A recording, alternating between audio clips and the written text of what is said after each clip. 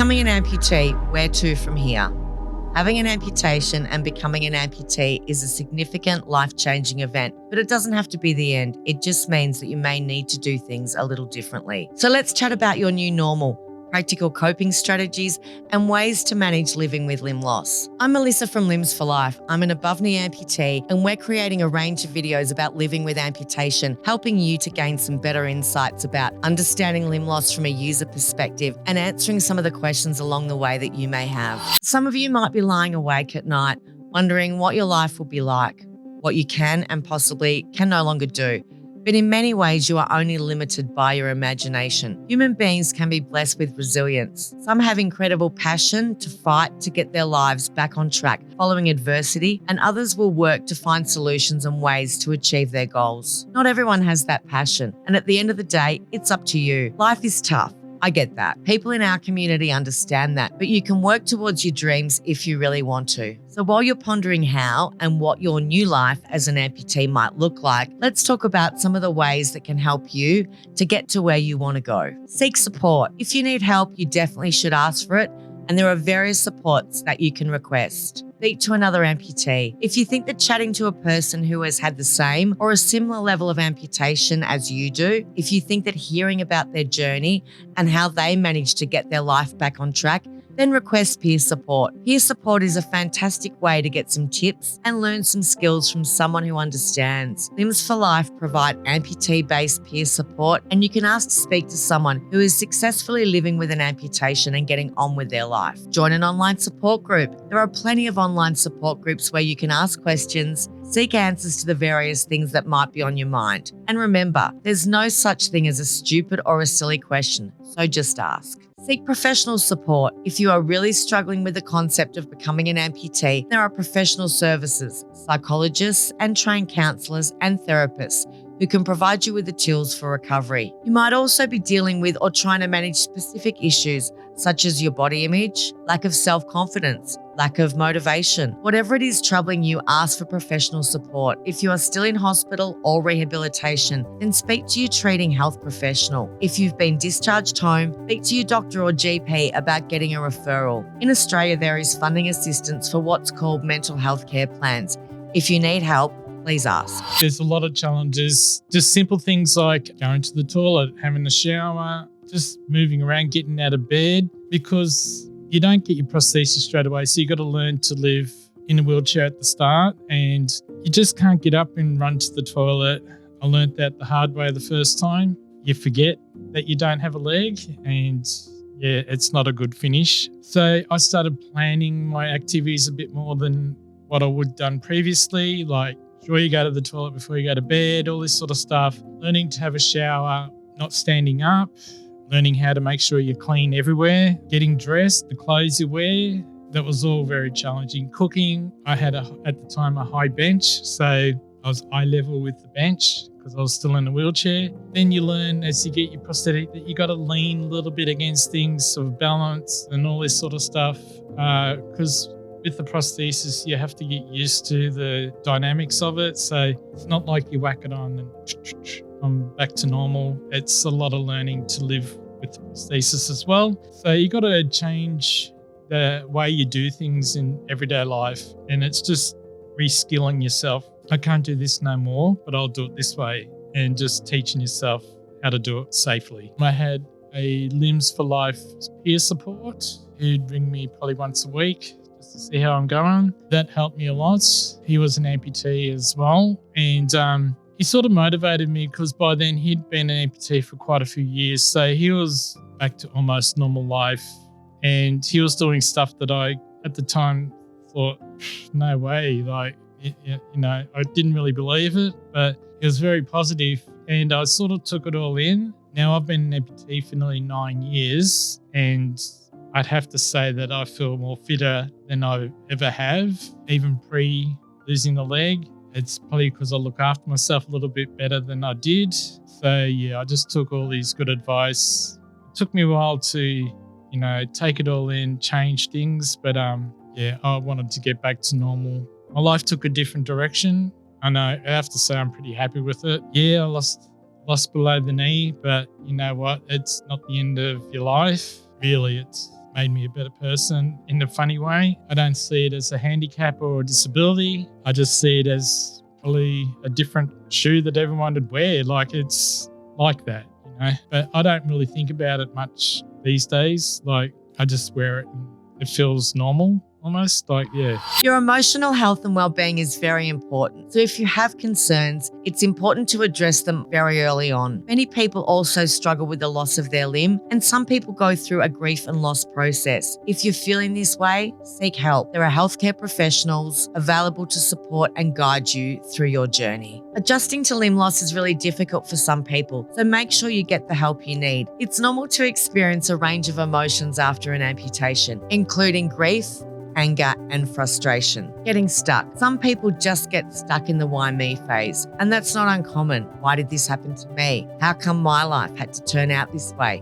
It's not fair. That's true. It's not fair. Sometimes life isn't fair, but accepting and adapting to what's happened will enable you to commence moving forward. You can continue to ask why me for months and even years, but we both know you will never get an answer to that question. So take some time to be kind to yourself. Feel emotional. Allow the feelings of your emotion to run their course so that you can begin to move forward. Be patient with yourself as you adapt to life as an amputee. It might take time to adjust to your new reality, but with perseverance and a positive attitude, you can overcome challenges and thrive. Along the way in your journey back to independent living, you will face some challenges. Those challenges may include relearning to walk using a prosthesis or regaining your functionality using an upper limb prosthesis. Using a wheelchair if you have a lower limb amputation, the way you shower might change. You may even need supports to access your shower and other wet areas at home or your place of residence. Even the traditional way or the way you used to get dressed could change. If you're a prosthetic user, you might need to dress your prostheses before putting your pants on, or putting your prosthetic arm into a jumper or a sleeve prior to putting on a jumper or a coat.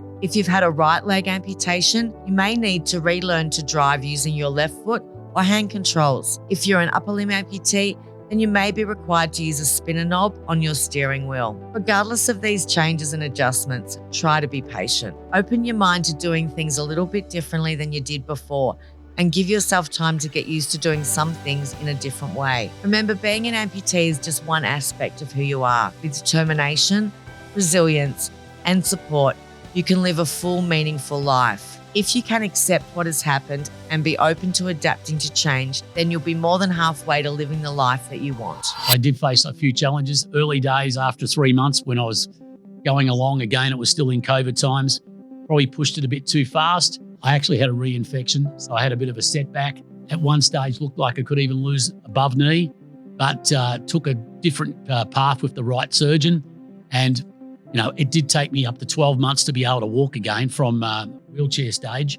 But what I did do is I kept following then the right recovery pattern put together by my physiotherapist, exercise physiology, also my rehab specialist, and just going along to as many Limbs for Life events and talking to other lived-in experiences from other fellow amputees gave me the right path to follow. But what peer support has done for me is it showed me from my peer support through Limbs for Life what is possible.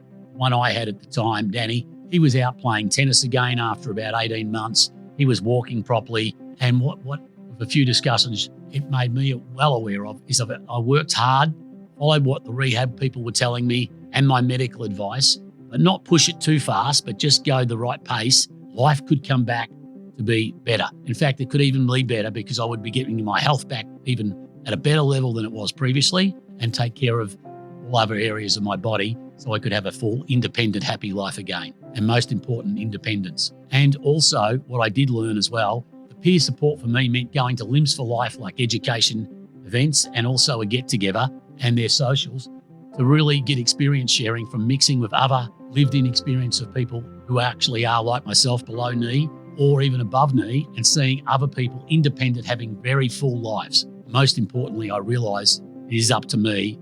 I am in control of what I can do. I was bedridden 24 hours a day. It was tough, but I was in an amputee ward. So I was surrounded by amputees who were all going through the same thing. So there was a community there. So there was always support from other amputees. The rehab itself, again, it was hard. Joints had seized up. So a lot of the initial rehab was getting those joints working again and muscles working again that had sort of wasted away. So there was a lot of like your traditional sort of gym work, and then finally getting the opportunity to get some interim prosthetics and standing upright again. And of course, I remember that day like it was yesterday. I first got to stand up between the rails and slowly take a few steps. And peer support is fantastic. I never got that opportunity. I lost my legs back in 1994 and it just wasn't around then. Limbs for Life wasn't around. And when I was in rehab, I had asked to meet other bilateral amputees that, were back living their normal lives, and they flat out said no. So that was very, very disappointing.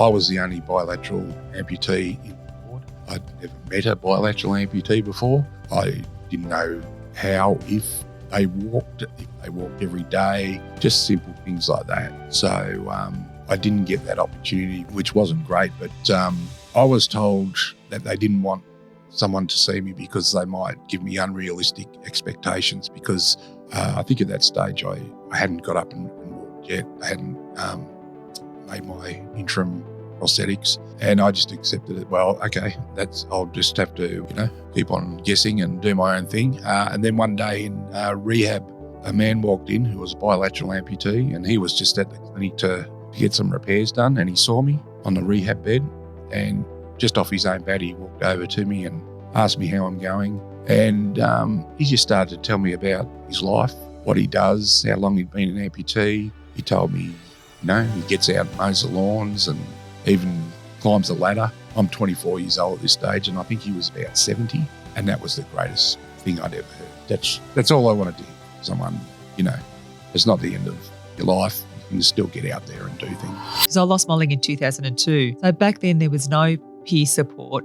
To be honest, I just slowly got on with my life. I think my boys, my sons Michael and Alex, were the greatest, incentive to get up and do something and be a mother to these kids. Because I think if it wasn't for them, I'd be depressed for a whole lot longer.